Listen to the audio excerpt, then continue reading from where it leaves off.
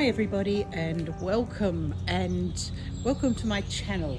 This is the first part of my new unboxing video, and I've decided that I'm going to do it sitting on the patio this time because it's a beautiful spring day and it's quite nice to be outside. I hope you can hear me okay because there's a guy mowing the lawn next door. It's typical sounds of summer.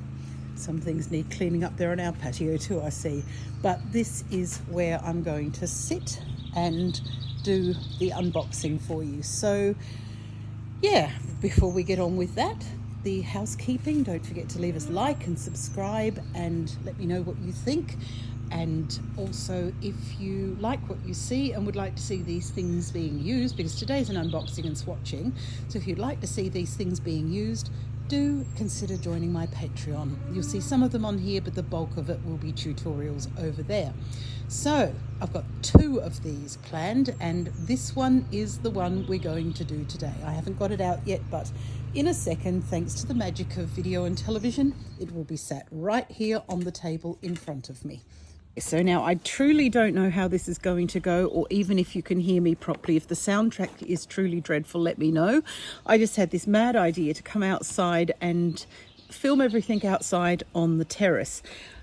You'll also hear the sounds of the country because I live in a country town. So there are cows, there are tractors, there are people with lawnmowers at the moment as well, because nice day, mow the lawn. Right, I have just taken delivery of a box here from our art shop. Let me just get this open without upsetting the camera too much. And let's see what we've got in here. One thing has given itself away almost immediately, but there are some other surprises. I've actually forgotten some of the things that I've put in here or ordered for in here, even though I only did it a week ago. This is the second one that I've ordered this week, so we don't actually know what's going on at the moment. That's okay. Right, which box? Let's get the one out the way that you can see, because that's not a surprise. This one is one that I've bought on the off chance that it will actually work. It's an airbrush medium. I don't do any airbrushing, and I haven't got any plans to do any. Oh, I thought the lid was wobbling, and it is really. A car going past. Like I said, this might be the stupidest idea ever.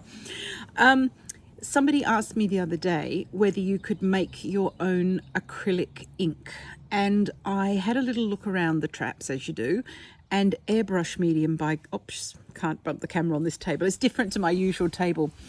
Airbrush medium from Golden Acrylics apparently is very, very good for making your own acrylic ink. So I went and bought a bottle. So that's that. You will hear more about that. And oh gosh, I probably should have got something from indoors to cut things open that don't want to be cut open. So if you like the sound of bubble wrap being popped, you'll love this next bit, because this is basically me popping bubble wrap. This one is an acrylic ink, an abstract Sennelier acrylic ink, and it's light olive green. I love these. The more I use them, the more I love them, and they're happening in my work all the time. So these are going to be an absolute fixture. I will show you what colour it is in the swatching bit of this session. Now, this box here and this box here will go together. Oh gosh, they've sticky taped everything down, which is absolutely fabulous, except I can't get into them. It's okay. I will end up having a massive tantrum and just tearing the box. Right, here we are. Crust that down. This is a bit of a boring one, to be fair. Not worth the effort I'm putting in. Gosh. And I don't think... Right, this is going to be interesting. These are some very, very fine nibs by Hero, because again, love them. Love using them with this. And I don't have a single holder that's going to be good for those, so I'll have to go find one. That's okay, they'll sit somewhere, they're not going to go off.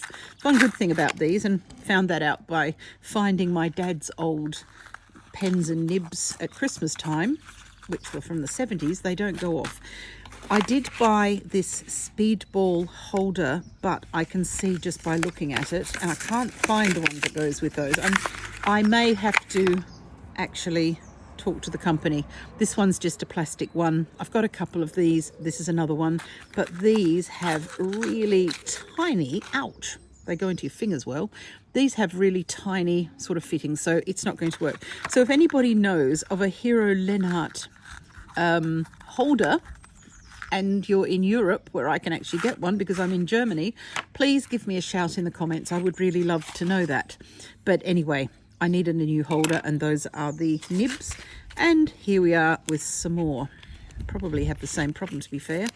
I'll almost certainly go searching for the actual bespoke name. Oh no, these actually look a bit better. I also bought a lot of these. I do go through these a bit. Let's see if this is going to fit that holder, because most of them will interchange. I'm aware they're not supposed to, and I'd like to take this moment to let you know that it doesn't bother me greatly. As long as it works, I don't care. Let's have a look. Yep, we're good to go. That's brilliant. So this lot of Hero Lennart 40067, the others 40018, but the 67 work with the Speedball 104, which is actually for use with the 100s, the 103 and the 104. So that works really well. So the mystery will deepen somewhat as to the others.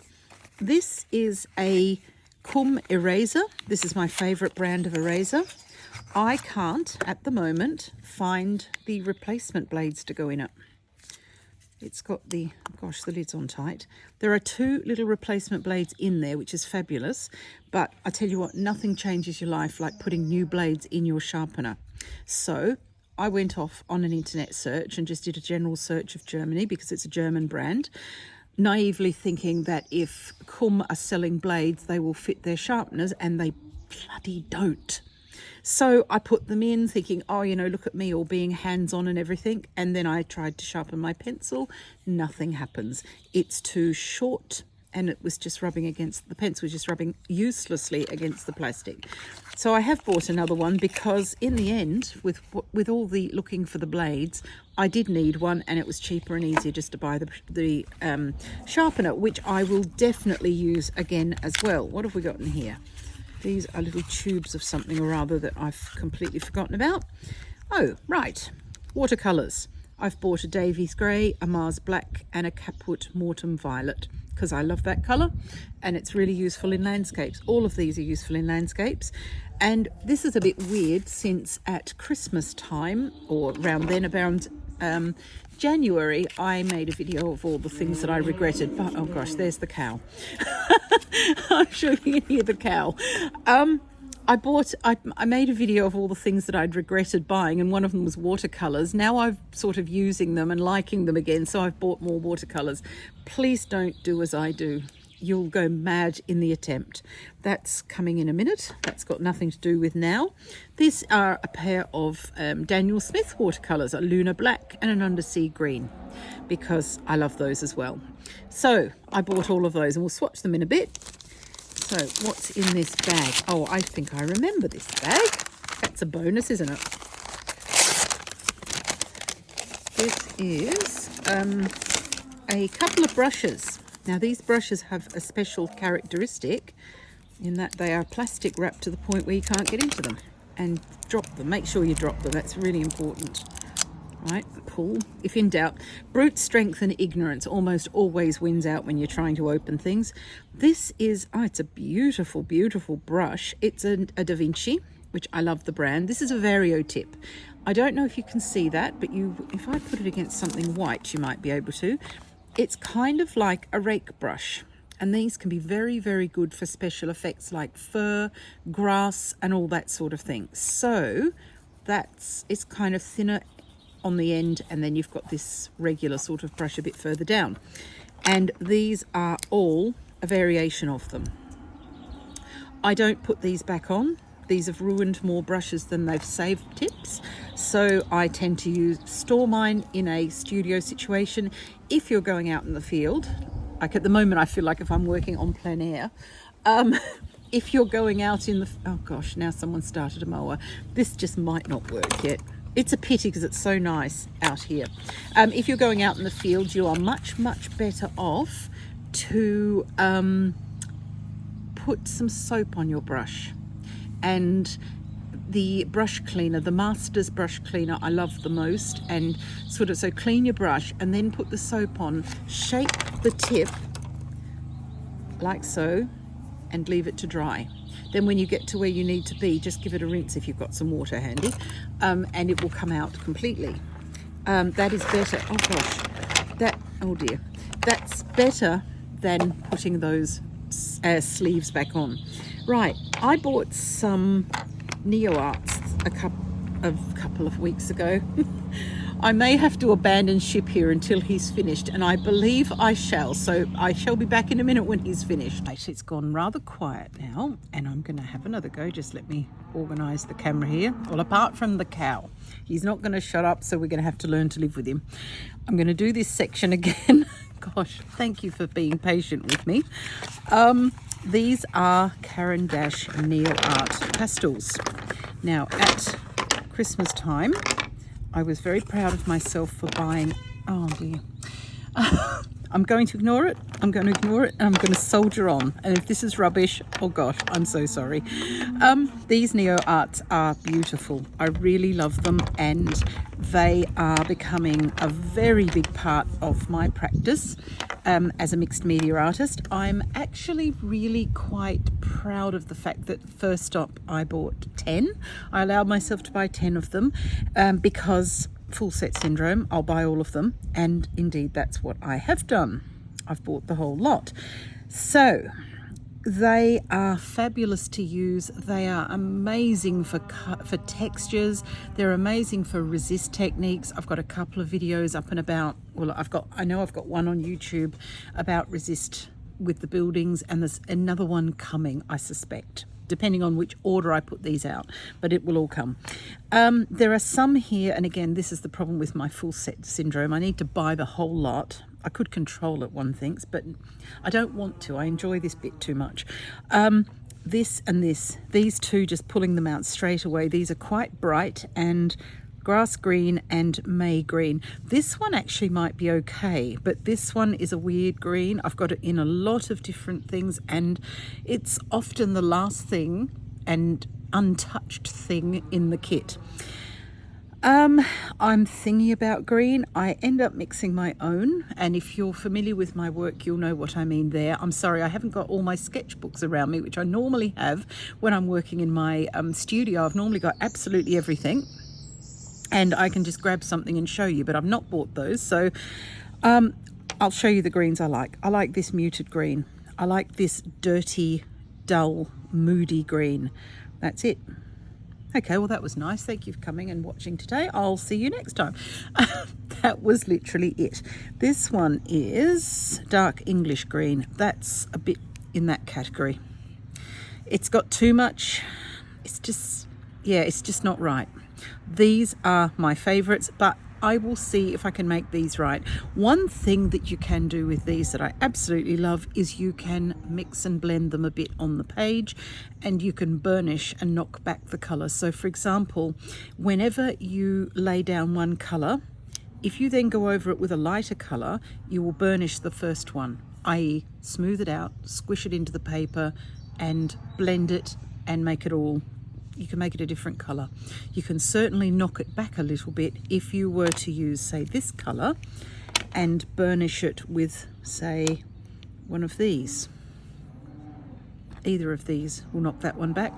A grey will knock it back too. Now, I do have the 10 that I've got in my studio. The rest of them here are, this is the rest of the set. So if you had bought the big box, you would have got all of them at once. So just push those out the way and open this last box, and then we can swatch some things and see what we've actually got.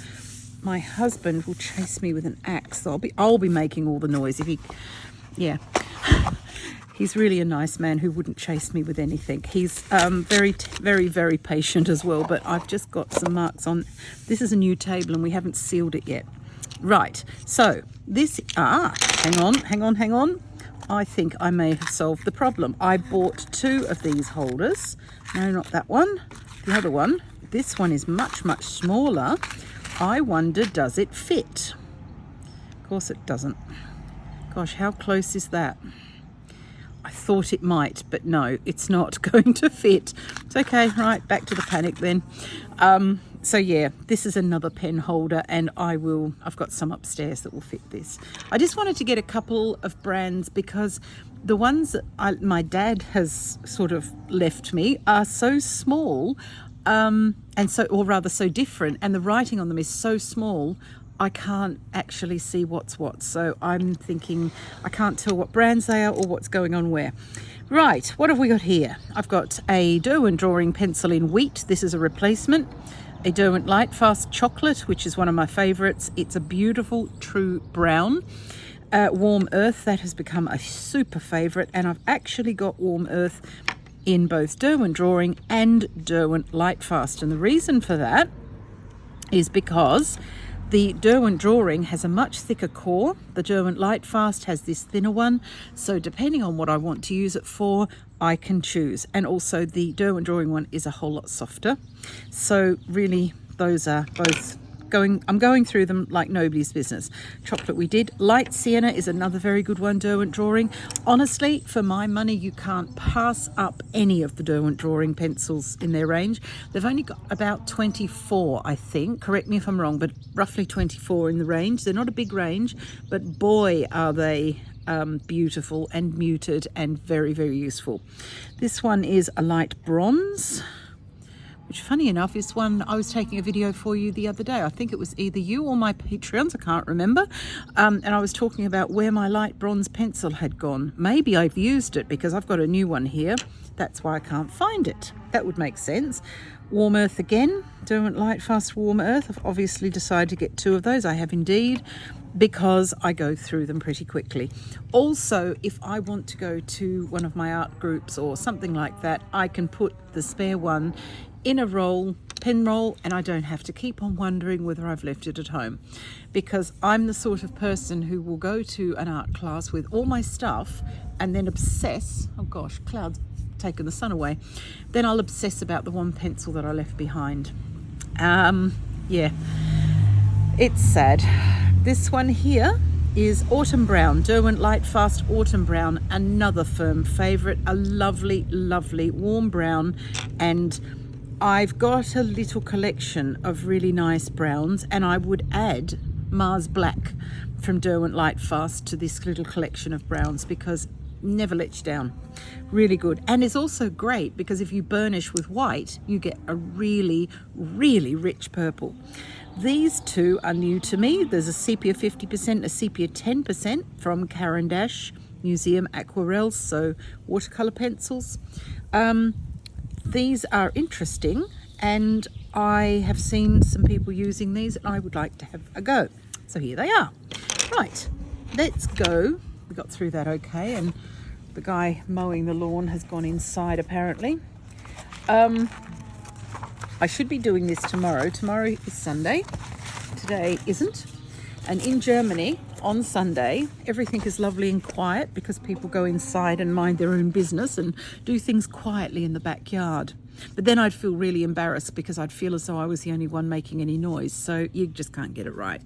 No, we're better off. We'll power on. Let's try some pencils here. So, chocolate. I'm not sure how I'm going to go with the camera wiggles, so I'm sorry if that happens. It is happening a bit. Bugger. I shall just do these very lightly. You can use them on their sides as well, because you can get an idea how beautiful they are. That one's chocolate, this one's Warm Earth, Autumn Brown. They're the most stunning colours. Honestly, when these were put together, someone was really thinking. It actually shows me how much I normally really get into it when I'm doing my drawing. I think this is light bronze, this one. See, now that is a beautiful colour because it could be a green or it could be a brown. Either one would work beautifully. Light Sienna, another really nice one. A bit of a mark on it there, that's okay.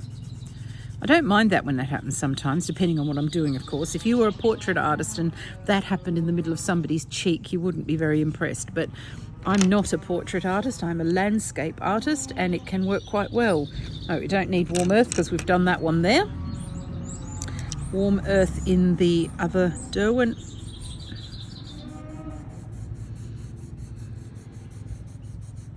Very, very similar. Like I said, there's not much in between the two colours.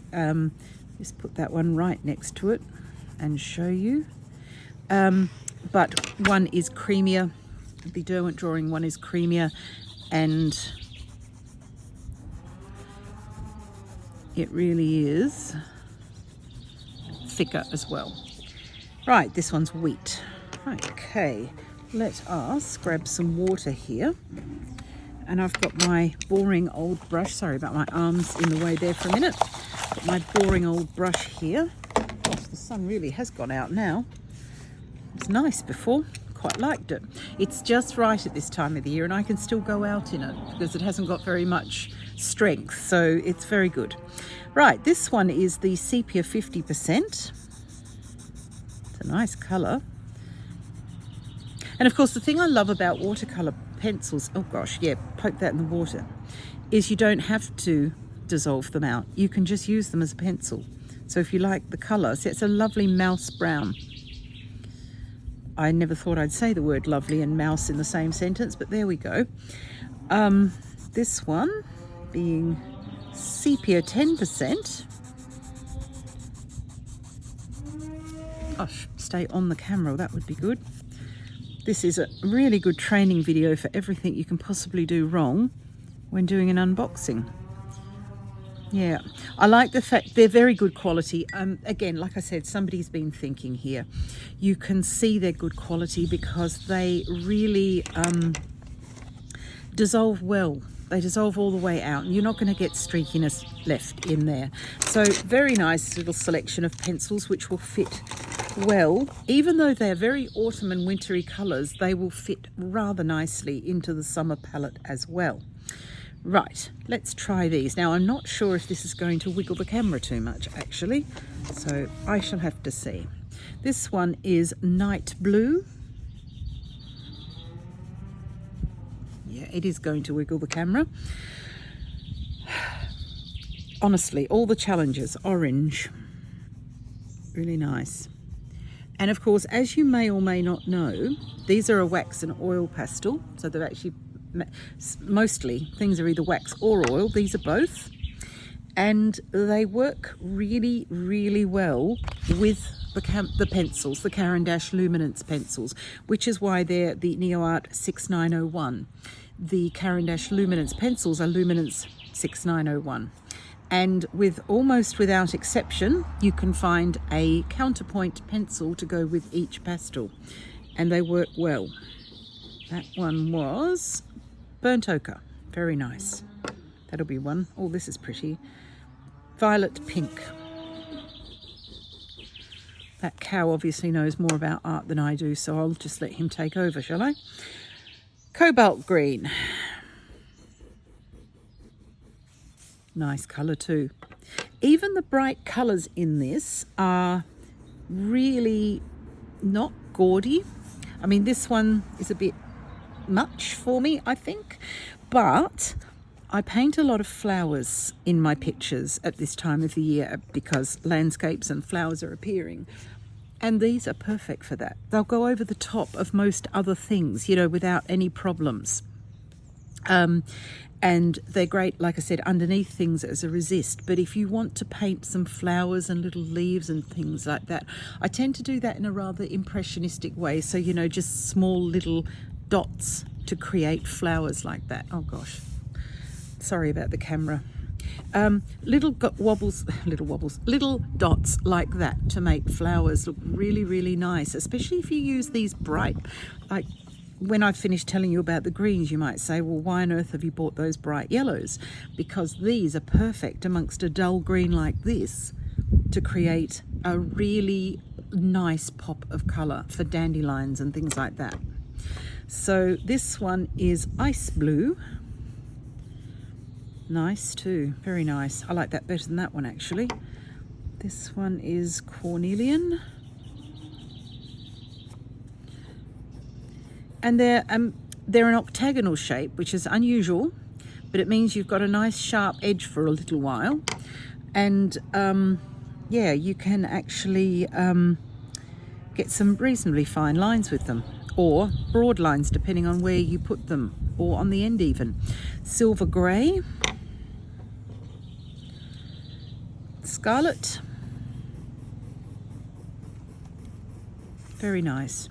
And no amount of smudging. I mean, it smudges a bit, but it's not going to smudge in an artistically helpful way, i.e. it's not going to go where you want it to go. I have found, though, a couple of these colours are fabulous for buildings. So when you've got building stone and stuff like that, and like I said, if you go over the top with a lighter one, I'm just too worried about doing anything. The camera's just not loving this. If you do go over the top with a lighter one, just bear with for a second, you can see there how it's blurred it and burnished it, and that can be used to such good effect if you want to paint a glass window, or if you want to paint just the panes in a lamp or something like that. You can make it look very, very glassy by combining the correct colours. What was that one that I've just used as a huge mystery? That was burnt ochre, I think. Yes, it was burnt ochre. This one is anthraquinone carmine. Quite a nice one. Let's have a look at some of these greens that I've been defaming terribly. Well, this is a yellow, so lemon yellow, this one. We'll start with this. So that's quite bright to the point where it's almost neon, but these have a proud boast of being very, very light fast. And I believe they were tested in the Arizona desert. So they're high light fastness. So even though some of these colours look almost neon, which is not a colour range fluorescent, I don't use them. This is the other one. I can't find the one. Oh, I see it. It's hiding. Yeah, that's the English one. Sorry, I've got carried away and stopped labelling. That one is May Green, lemon yellow. This one here is moss green, and this one is dark English green. Not sure about that one either. This one is grass green, and this is the one I didn't like in the first place, and I don't like it now. It's billiard table green. My mother in the 1970s did cake decorating, and she had an icing colour. It was probably terribly bad for us. That's what colour it was, and it went into all the Christmas cakes. And it was so vibrant, virulent. It was looking at vibrant in the rear view mirror. It was virulent. Ultramarine blue, one of the accepted primaries. Then we've got russet. I do like that one. Again, I'm very attracted to these. Perylene brown, that's a nice one. I'm attracted to these very muted colours that you find in nature. Raw umber. Let's come off. You get little bits of crumbing, especially if you really put your back into it, and depending on how thick you apply the pastel and what paper you're using. So there are some crumbs, but it's not terrible. Butternut. I was excited about that one actually, because that's one that I would use quite a lot. It's very similar, but I'm going to have both. Yellow. I love some of these. They make such an effort to name some of them, and then you get yellow, pink, purple. Cobalt blue. At least they've got the cobalt bit in there. That's quite pretty. Black. They're all very rich. The pigment payoff is amazing. It's what you would expect from Caran d'Ache. Very nice indeed. Saffron. Oh, I like that. That's a nice fox colour. See, sometimes when I'm finished painting a fox, I might paint a fox with watercolour or pan pastel or gouache, and having something like this to go over the top is brilliant. You know, just a highlight here and there, add some texture to the fur. Fabulous. Bismuth white. Quite light. I'm not sure you can see that one at all actually, but it is there, right there. Actually, I haven't got the full set here. There is one missing because white has been out of stock ever since I've been trying to buy them. So white is going to be missing, but I'm sure we can accept what white looks like, and on white paper it's not going to impress many people. Chrysocolla blue, nice. And this one, yeah, light malachite green. That's going to be very useful, like I said, for the copper buildings we have here. I'm not sure if I said that in this one or whether it was one of the takes that I threw out because of noise. Here in Germany, we've got a lot of copper roofs in the cities, especially Hamburg, which is near where I live here. And yeah, they've all over time gone this colour, and they look amazing because of it. So you've got these red bricks and ironwork and all sorts of things, and then these beautiful aqua coloured roofs which look stunning. They must have been blinding when they were first made in the Middle Ages, because these buildings are old. Permanent red, and they must have been absolutely blinding when they were actually copper coloured, shining in the sun. You can just imagine, because the whole of the Hamburg town hall, the full expanse of the length of the building, is all copper. Slate grey. I do hope most of that was on the in frame as well. Cadmium yellow hue. Now, cadmium is one of those things that's a little bit on the dangerous side. We don't use it if we can get out of it. But if you see anything with hue, it refers to the fact that it's an imitation form and therefore perfectly safe. And it usually has the safety stamp on it, which is this AP here. So when you're looking for cadmium, cobalt, any of these, like I said, they're not safe to use, especially if you're pregnant or breastfeeding. You should be avoiding cadmium at all costs. So look for things that say hue, because that simply means that it's an imitation form and inert. It won't hurt you. So that's the word on the street. Cobalt blue, 5%. That's nice. It's beautiful. Actually, that is exactly the same colour as our bridesmaids' dresses. That's, yeah, 1991 we were married, Rob and I. So yeah, that's the colour of our bridesmaids' dresses. Burnt sienna, nice. And second to last, Magady's violet. Always good, especially combined with some of that one there. Combine those two for heather and so forth. That looks good. And brown ochre, nice. And like I said, there is a pencil in the range to go with absolutely every one of these. Right, a couple of things left here now to have a look at. One is this Sennelier ink. I'll put a little bit on I don't want to get any on the table. And I do not want to, I need things, and they're all upstairs, and I've only brought a few things out. That's a really, really nice green. Very nice. It's got that yellow hue that I like. Actually, let's see our brushes here. Let's see if that works. I might need to put some more down, I think. Yeah, you can't quite see it. Actually, what I'll do is I'll wait until we're doing the watercolour in a second, because that will be the better option there.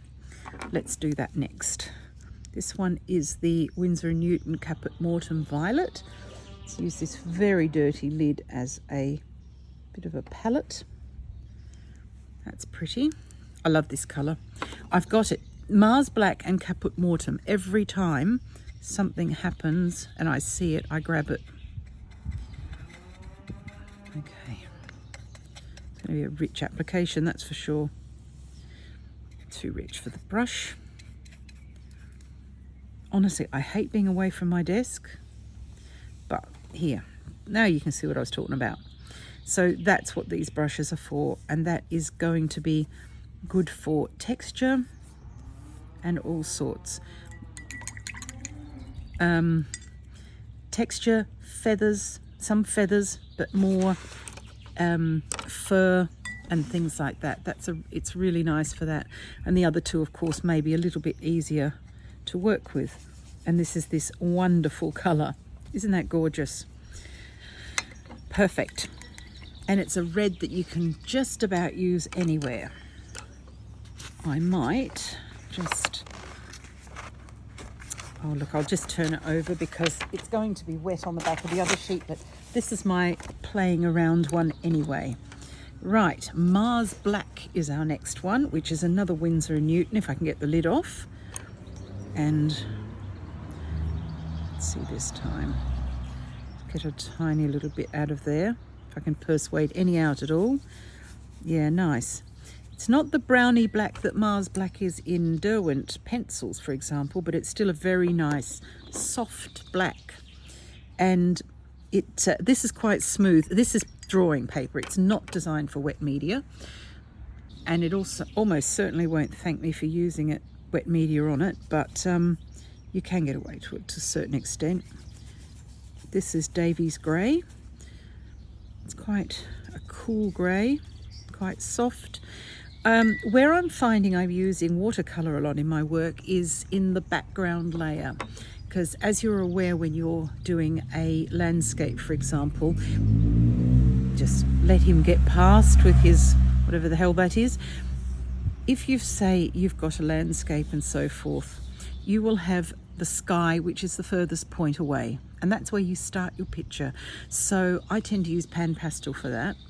Then there's this slightly back region, which could be a row of trees, it could be just mountains, it could be just landscape going off into the background, or it could be a row of houses, depending on what I'm doing. That's where watercolour fits in. And because I don't like to use these lovely watercolours and then cover them up with all these other layers, and that's the way I work basically.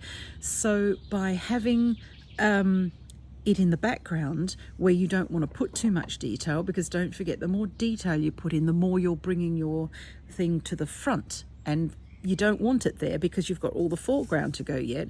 So you've got a middle ground and then you've got the foreground. So that's where all of the heavy layers go. And I'm keeping the background for things that are a little bit more ethereal, like watercolour, and also pan pastel. Pan pastel's really wonderful for skies. Oh gosh, that's annoying. What I'm going to do here is just take a little bit off, because that has come out by itself. And those of you who have Daniel Smith watercolours will know how expensive they are, so I'm not wasting that bit.